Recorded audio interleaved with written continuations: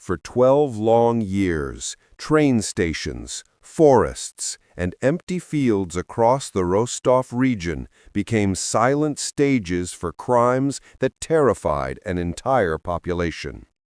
His victims were children, teenagers, young girls and women, school kids on their way home, travelers who missed a train, people who simply ended up in the wrong place at the wrong time. Bodies were discovered, but investigators had no idea who could be responsible. Was it one person? Several?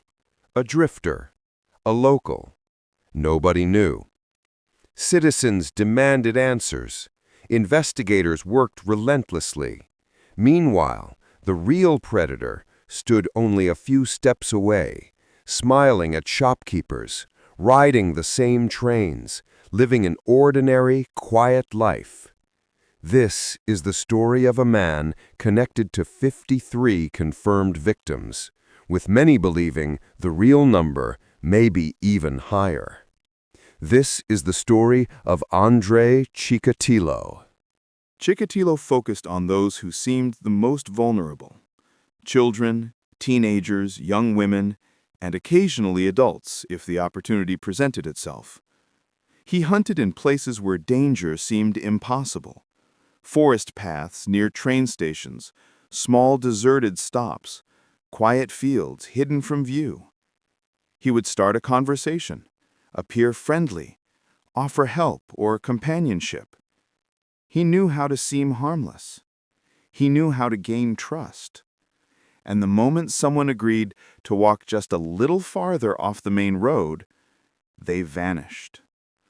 For investigators, every case looked isolated. But in reality, these were links in one long chain, spanning more than a decade. His methods were simple, but terrifyingly effective. He chose places where witnesses were unlikely. He acted quickly, decisively, and left almost no direct evidence behind. His greatest weapon was surprise, and his ability to blend in. He didn't look like a criminal. He didn't behave suspiciously. He didn't attract attention. After an attack, he moved calmly.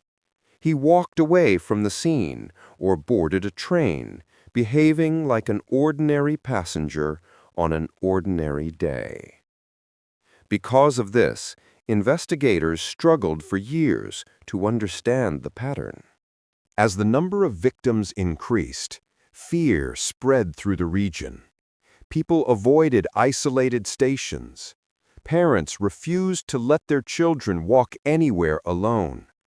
Officially, the Soviet Union denied the existence of serial killers. Newspapers stayed silent, but rumors spread rapidly.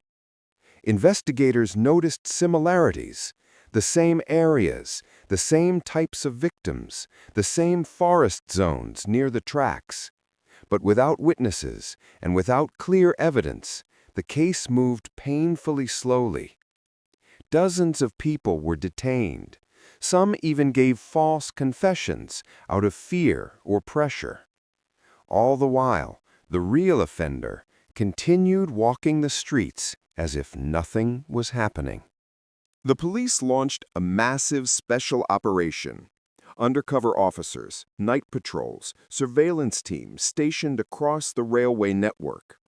And then, one day, officers noticed a strange, overly cautious man, a thin, gray-haired man with glasses, carrying a briefcase, watching teenagers but never approaching them. It was Andrei Chikatilo, but they didn't yet have legal grounds to detain him. Still, this moment became the beginning of the end. In late 1990, Chikatilo was detained on a minor theft accusation, just ordinary theft. But investigator Viktor Burakov felt something was off. This man matched far too many details to be a coincidence. They began to dig deeper. Then came interviews. Then psychological tests. Chikatilo remained calm, denied everything, acted offended, tried to convince the police they were wasting time. But evidence slowly aligned: his roots, his behavior, his presence near crime scenes. And eventually, under pressure, he began to talk. When he finally spoke, investigators were stunned. He described locations, dates, and countless details that only the real perpetrator could possibly know. The scope of his crimes became undeniable. 53 confirmed victims, each case documented, each location matched. And he spoke about it all as if recounting mundane memories. The trial became one of the most infamous in Soviet history.